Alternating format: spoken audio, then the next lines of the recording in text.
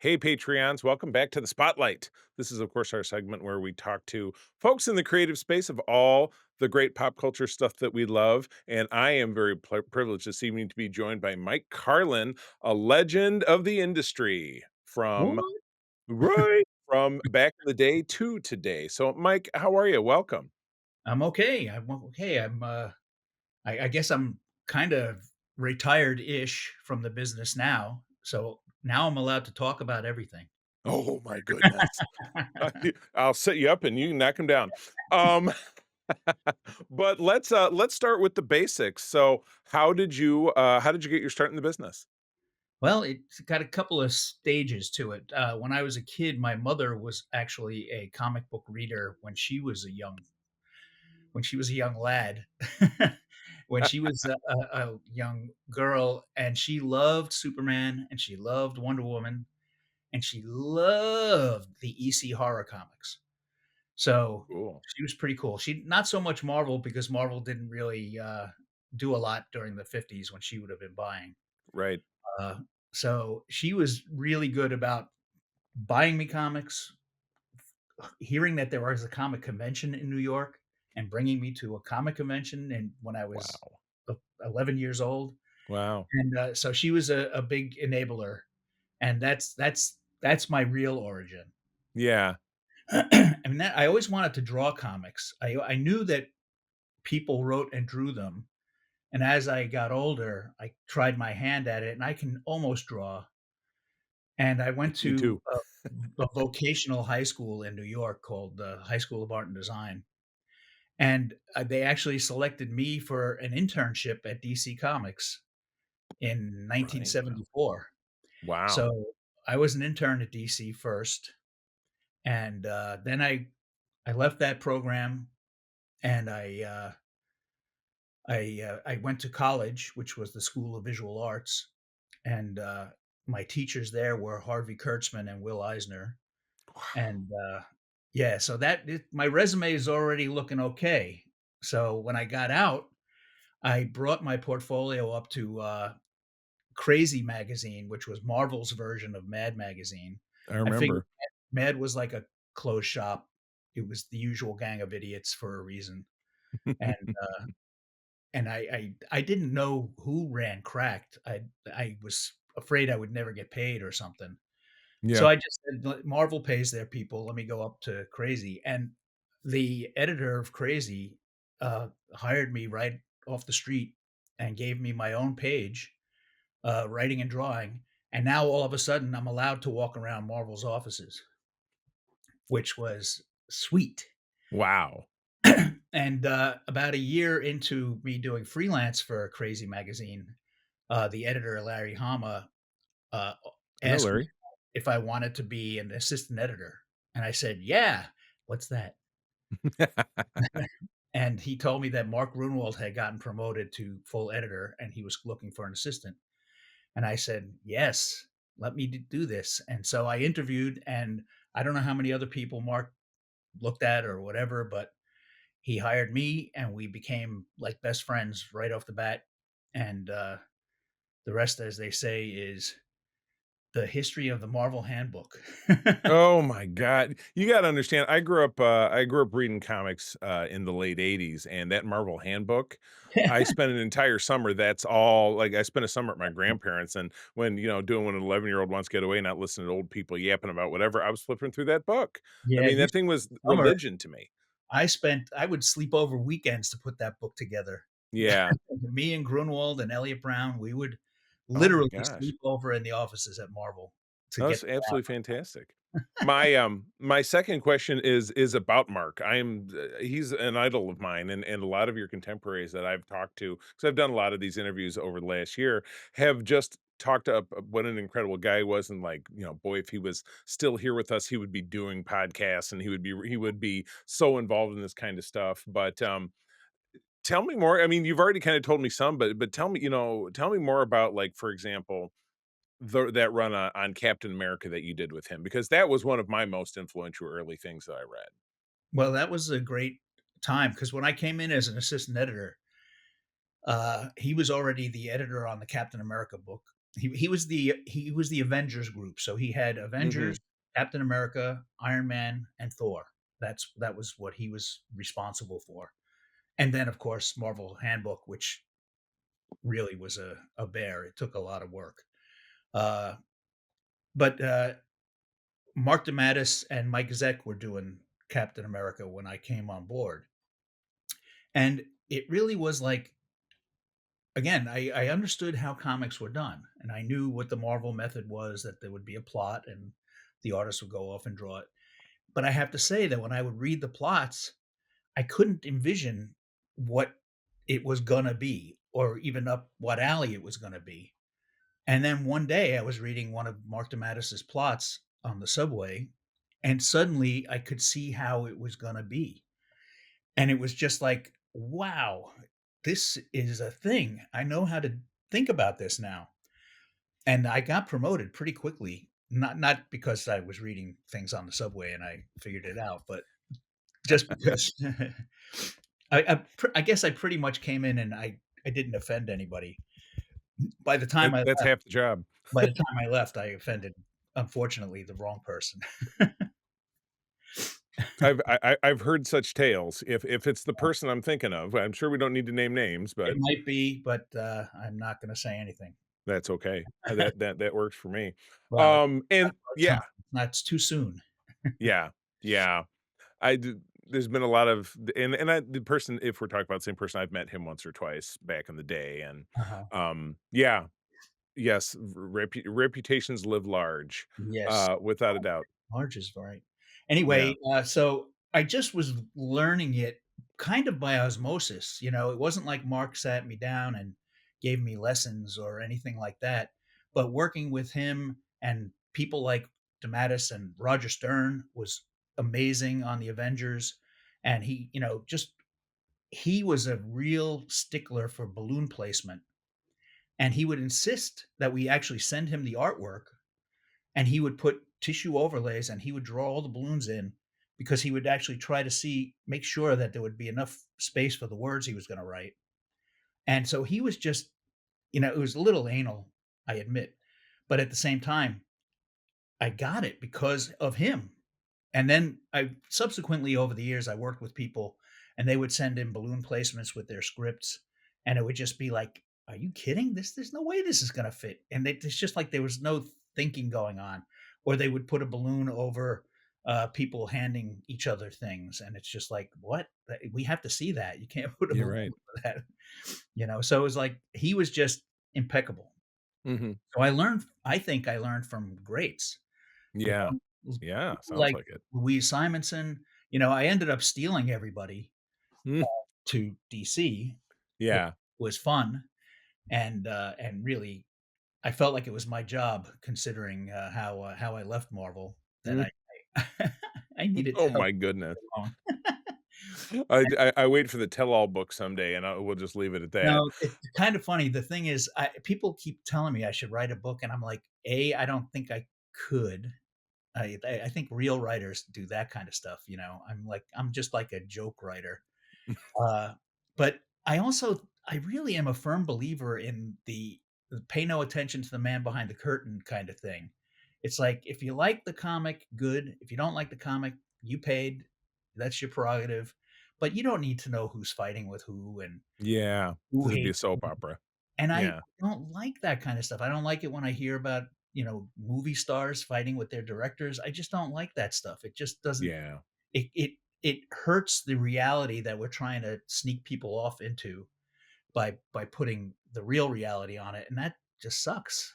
Yeah. I'm not the big Yeah. fan of doing that kind of stuff. Yeah. I But I say absolutely, that yeah, you now, who can't escape. knows? If as more people die, maybe I will do one. The Grim Mike Carlin, the Grim Reaper. It's me. Alright, I've so it's about say it I'm sorry, say again? I've been called worse.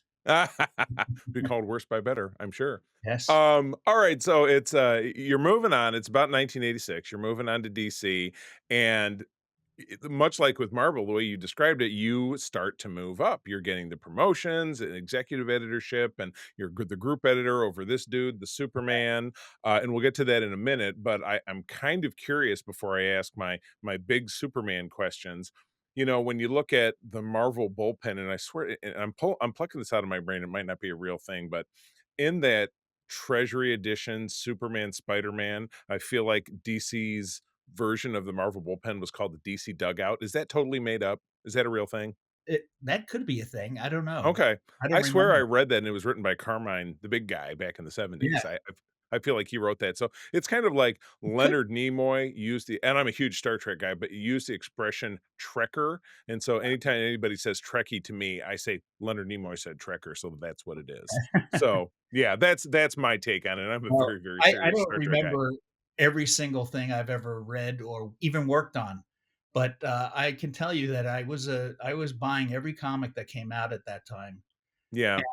I saw that Spider-Man versus Superman, and this was a time where obviously there was no internet, but there Right. wasn't even really a lot of fan magazines, and I certainly didn't know where to get a fan magazine. And it was just like I walked into the newsstand, which is where you bought comics back then, and I was like, "What the hell is this? It I was don't have enough big. I money had for one this. back in the day. I don't have enough money for this." Yeah. Yeah, right. Well, how much did it cost? Was it What $5 or something? wasn't it $1.50? Or $1.50. And or a that came out dollar? in Maybe it was a dollar? 1976, which is the same year that I came out, Oh, into well, the world. welcome to Yeah, the and they're republishing it, in the first part of next year, which I'm I very excited saw about because that. I lost my copy years ago. Yeah, I don't think I have my copy anymore. I might have my copy somewhere, but Yeah. it's certainly not gonna get a 9.8 grading. I know before mine disappeared altogether, the glue on the binding came loose, and Yeah, so the cover and the comic itself were separate, and then they were both gone. yeah, Who knows where they went? there's enough moves in my life where and then there was a point where when I moved from, New York to California, I really swore I was never gonna move the collection again because they were just too heavy, and I never looked at them anymore, and Right. I now live in a world where there's, collected editions and archives and all this stuff is, like, there's newer versions of anything I really like to keep, so it was, and I was married, so I had a wife who said, "What do you need these for?" My I mother have never my did that. My mother never did Yeah, it, but my wife, woo. yeah. I have had comic collections and sold them and started again and again, and I do a lot of digital reading, but I do still collect out of print stuff like that official Marvel handbook. Yeah. I have those in trade, I have them in black and white, and I have them in single issues because Oh, they're so wow. important Well, to I me. heard they Yeah, put out an omnibus of that, and I would have loved if Marvel sent me one, but I certainly wasn't gonna right. buy one. That's ni you say that thing, which is like 1,000 pages, you can't even pick it up. So I have the smaller ones, Yeah. the it's 10 volumes of, each, Oh, and the yeah, paperback ones, yeah, I remember those. yeah, absolutely. But anyway, far off the topic, of course, but Well, anyway, let yeah, me just say before I leave Marvel, yes, Marvel please. was awesome. It was a lot of fun. Mark Grunwald, he was literally an unsanctioned morale officer. He kept the office fun. He turned his office into a haunted house one Halloween, and he had smoke machines and he was the greatest, and he went above and beyond. And he, Elliot Brown, and myself, we even did on the in our spare time, we did a cable TV comedy show for Manhattan Cable. Mm. It wasn't real cable, but and and we had to pay to put it on. So, but it was fun to do, and we would have a lot of our comic book colleagues guest star here and there. John Byrne was on it, Oh and my gosh. It yeah, was like Wayne's World. it was exactly that, except it wasn't for an internet, and that's Right. like when people say that Mark would have been doing all of that stuff. I mean, forget about the fact that every time I go to see a Marvel movie, all I do is think about what would Oh, Mark have done man. with this That's stuff. tough. He would have been in charge of it, I bet. Right. And Right. Like I said, before I did any of this and had any I read his stuff, his run on Cap, like the Captain, where Steve gives up the identity. I read that at least once every couple of years. I go back and read that whole run because I love it so much. he was the best. He was the best, and a great guy. He was best man at my wedding, and I was at his wedding, and it's just like we were pretty much 2 peas in a pod at the Oh time. my gosh. Wow. And Wow. then when I did move to DC, Yeah. I had done Superman for a while, and Superman started to get noticed, when after Byrne left, honestly, and then obviously when we got up to the death of Superman, but even before that, the Ordway and Louise Simonson and Stern and Dan Jurgens, they were by us tying the title together and making it all one like a weekly comic book. It was Okay. starting to get noticed, and we were getting, I was getting nominated for, Buyer's Guide Awards and Eisners and stuff like that. But it was just like, this is really, I'm on the map at that point, and Mark was on the map at Marvel, and Marvel and DC were at some kind of a function. So the boss at the time, Terry Stewart for Marvel and Paul Levitz for DC, said, "Hey, we stopped doing crossovers. When Avengers JLA got messed up. So why don't we try it again?" And Mike and Mark, they get along, so let them put it together. And we came up with the Marvel versus DC thing with the amalgam Oh, sidebar. good stuff. And I gotta say, that was the most fun I ever had making Yeah. partly because it was my buddy, but mostly because it was just such a fanboy idea. We were just being little kids saying, "What if Captain America and Superman were mushed together? Mm. Yay! We're the I greatest I have a creatures s ever." I was flipping through, I have one in my home office. I have the only comic box I have in there is my reference stuff, so I have all of the Who's Who in DC, and then I Mhm. have all of the, I think, 1st edition of the handbook, the very early, and then I Wow. have, like, and then, that Super Soldier, I flipped past it today. So I Uh, thought, "Oh god, I love that image." it was just it was such a fan idea because we were fans. We all Yeah, comics, having bought all of our comics off the stands, and it was just a lot of fun. And Peter David and Ron Mars, who were the writers of it, they were fans too. It was really just a lot of fun. And yeah. It's it was, fantastic. and I'm glad to say, even though I don't work at either company literally at the moment, I am available. No, what Wink, I wink, was wink. gonna say is that they're doing crossovers again. I know. I'm Yeah, so I happy. read, and I don't know if you did, the Deadpool Batman was a Yeah, couple of weeks ago, and then there's going to be, that was published by Marvel, and then there'll be a Batman Deadpool coming out very soon as well. And I found that, and I don't, I went to my local comic shop that I've gone to since I was 10, yeah, and picked up a physical copy, which I don't do that much anymore, yeah, and sat and enjoyed the hell out of reading that physical copy because it was all broken up little stories yeah. that crossed over. There was a Captain America and Wonder Woman story, and it was really great. Oh, that's great. I didn't buy it. I don't buy a lot of comics now, but only stuff I buy, I'm also in purge mode, but Yeah, I buy those, artist editions that, yeah, IDW put out and now Scott Dunbier's company is gonna be putting out. But, yeah, for my favorite artists, it's like I had to have the Neil Adams one. I just right. had to, and it's amazing to feel like you're looking at the original art. It's just such a Yeah, great idea. It was such a great idea. So yeah, that's what I good spend, stuff. what little money I spend on I comics. hear you. It's Gotcha. it's great. But I'm glad that they're doing the crossovers. I do think that they missed a beat this summer when you have a Superman movie coming out and a Fantastic Four movie coming out, and you Oh, I don't agree. reprint the Superman Fantastic Four crossover that we did tabloid size, Oh my you made a gosh. you missed it. You missed I one. I I don't think I've ever seen that one. When did that one come out? That I was the editor on that, and it came out, I don't know, let's say mid-aughts, 2000. Okay, gotcha. It was It was it was during one of my before the long breaks that second I wasn't reading. it was before the second time that Marvel said, "Hey, we don't wanna do crossovers anymore." Right. Well, hopefully this is the 3rd time's a charm and they stick with it. Well, All right. I So, I want them to stick with it so that we can do animated movies and live action movies. It's like if you're gonna have 3 Spider-Man in the same movie, why not have a Spider-Man and a Batman in a movie?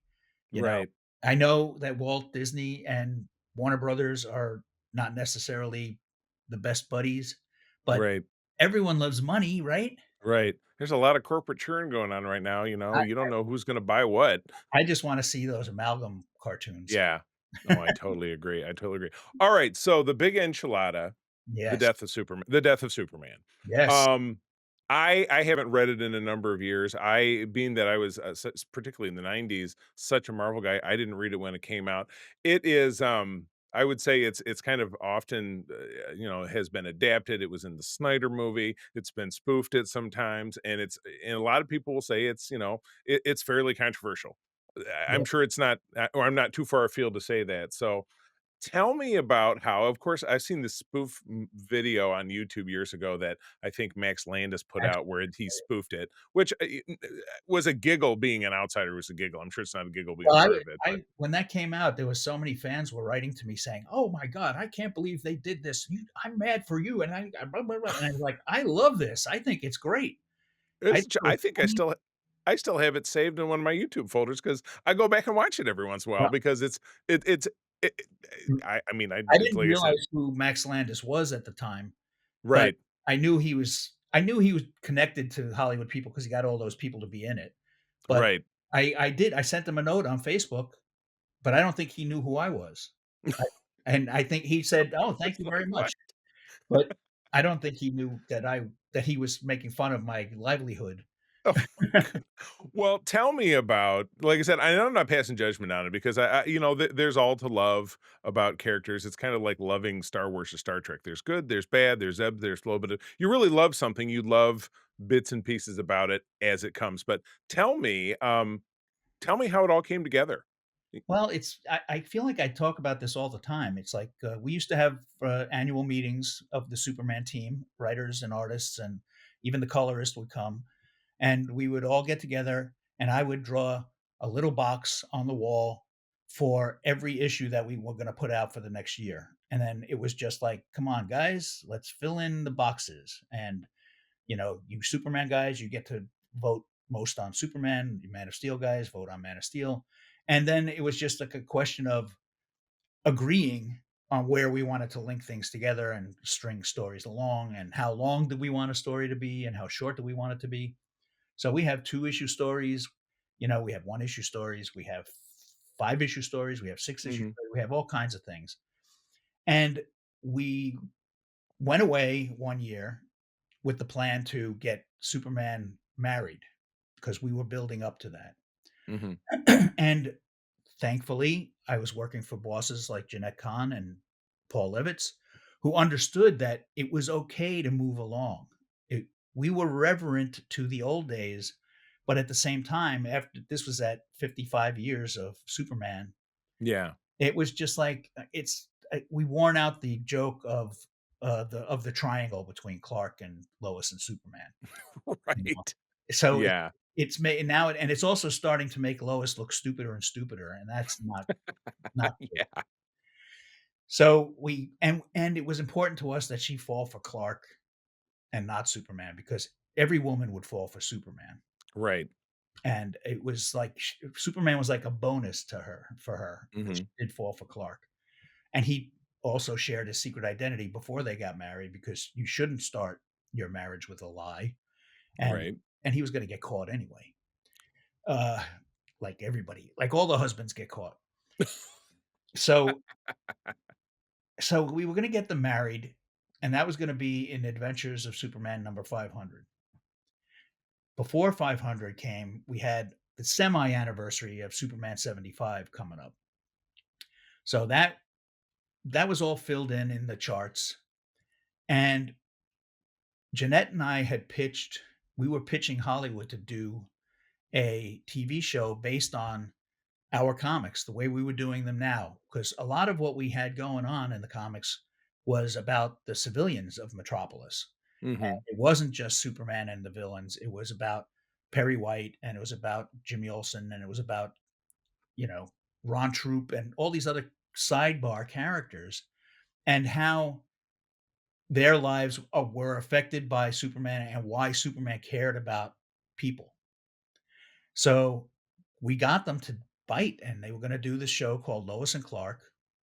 And Jeanette Kahn and I, not Warner Brothers, we went to this meeting and we said, "Hey guys, we have a chance to have a TV show.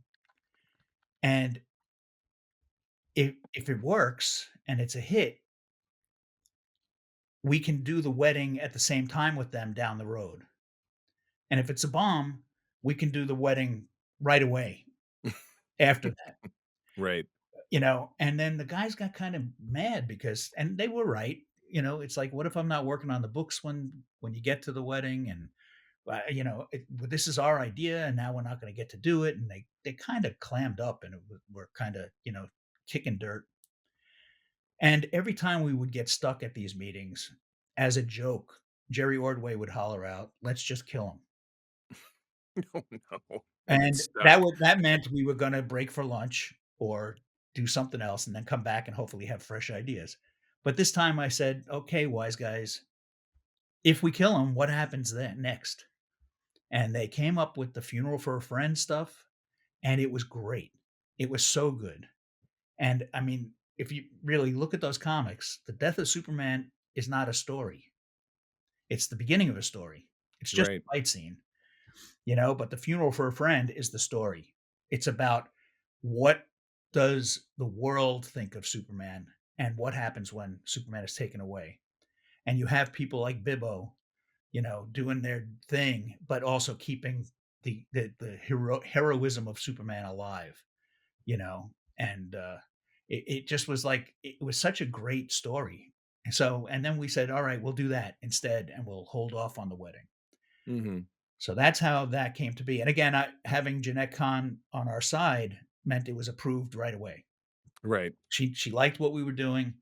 She knew that she threw a monkey wrench in with the Lois and Clark show, and Yeah. she was happy with the idea. And we also wanted to do Dan Jurgens really wanted to do uh, just a big physical challenge for Superman. And it was important to us that it not be Lex Luthor killing Superman or Kryptonite killing Superman because that's what people would expect. Right. And the Right. idea was to give them stuff they don't know they want. Mhm. And Doomsday came out of that, and that worked out great. Yeah. The problem now came for us in that because of the way they solicit comics ahead of time, the solicitations went out 3 months before the comic would have been on sale to comic shops. And there was some reporter in a comic shop, and he saw the solicitation for the death of Superman, and he said, "They're gonna kill Superman. Oh my god." And he put it on the front page of the Newsday newspaper on Long Island. Oh my And gosh. what I learned about reporting is now that not every reporter is an investigative reporter. A lot of them are just Right. copycats. And Right. everybody just said, "Oh my god, this guy's got a scoop over here. Let's us do our version of the story." So then everybody was doing the death of Superman story, and every people were going into comic stores 3 months early, and we were like, "Whoa, wait a minute." We couldn't everyone blames us for the hype, and it's like, we didn't pay a penny for hype.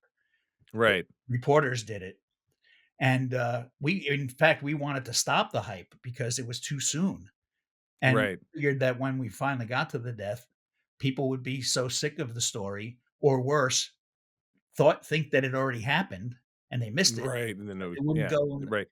But then the comic stores started ordering so many copies, and we were like, "Oh my god, what if they can't sell these now?" That the other worry we had. Yeah, So we said, right. "All right, everybody, we're having an emergency meeting." We got everybody together again, and we said, "We gotta bring Superman back in a way they don't expect," and everybody had a different idea, and I was like, "How are we gonna pick?" And Louise Simonson said, "Why don't we just do them all?"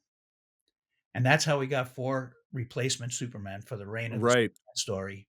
I just And laugh because I think back to the video and how it was portrayed. Elijah Wood was one of them in the video, which I yes, just cracks me up when I think about it. well, that they were all friends. They all went to school together, Right. Landis and Elijah Wood and all them. Yeah, so it was like, okay, 4 new Superman. This is good. This is good. And then we came up with the idea of one of them was going to be the bad guy, and that would if that had come out during the internet, I don't know if we would have been able to keep a secret. Yeah. Yeah. Yeah. And thank God, it's like we were able to actually tell a story the way it's supposed to be. I don't I really hate, like, if no offense if you're one of the people who likes to blow stories for people on the internet, but No. don't be that No, way. I come from a journalism background, so I don't believe in that Well, it's at all. I'm not talking to you, I'm talking to you. Oh, whoever you are. you people out there, watch Yes, the fingers. you don't do that because first of No, all, it's somebody's craft. bad. It's not news. You're not finding out news. You're ruining the Yeah, end of a story. When right, Stephen King puts out a novel, you don't find people writing what the ending is in even in reviews. right, And same thing with and when Harry Potter was coming out, everybody wanted to know, but nobody told the endings of any of those books. It's like, right. don't do Because it. it's just evil. It's It's bad. wrong. It's wrong. So anyway, so nobody was around or able to ruin our story for us at that time. At the same time, we do get blamed for the the boom and the bust of comics because people bought so many copies of this stuff that it's not they're not valuable, which we never Right, thought they would be. And ultimately, if you're a real comic collector, you know that if there's a giant print run of millions of copies, that's not going to be the valuable comic. right, exactly. It's all about scarcity.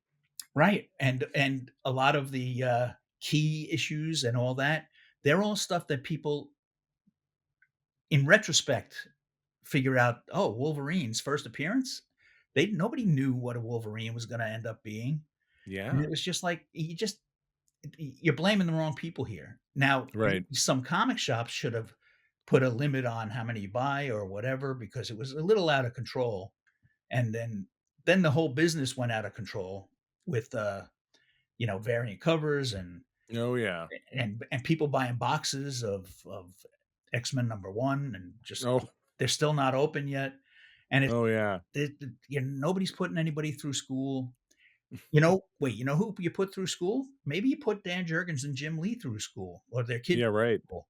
But that was the sweet part was they were gonna get the benefits. These journeyman artists, these guys who were not superstars. Jim Lee is a superstar now, but Dan Jurgens, Jerry Ordway, John Bogdanov, Dan Jurgens, they weren't superstars, and they got royalties on all every copy sold. So this was something that was good for them, and I Mhm. was very happy that they would finally get a reward because they worked hard, Yeah. and it turned out to be a great thing for us. And right now, DC has started putting out what they call the Triangle era omnibuses. Okay. Superman, the Triangle Number Volume 1 came out last year. Volume 2 just came out this year. And I'm hoping that they do a Volume 3 because it's all the stuff I edited and now I can keep it all in one place. And they call it the triangle the triangle era, just Yeah, Lois, because Superman, and Clark. Yeah, okay. I put triangle numbers on the books because, Action was up to number 650 and Superman was on number 27 and Right. Adventures of Superman was 430, and it was like, if you really wanted to follow along or if you were behind for a couple of months, you might not be able to figure out the order. Yeah, right. So every year I started the numbering over again. So every year there would be, 48, you know, issues and then 4 annuals, so Right. A little easier to keep up. and it was just it was for me. Yeah, I needed it. I couldn't remember where everything was. right. So I came up Right. with the idea and I wanted it to be a five-sided S shield, Yeah. but for some reason legal said, "Well, that we don't wanna what is it? Diminish the copyright on that shape." And I'm like, "We own the diamond shape? I that okay." Wow. We're kings. I'm surprised. Where's my diamonds? Give me some diamonds.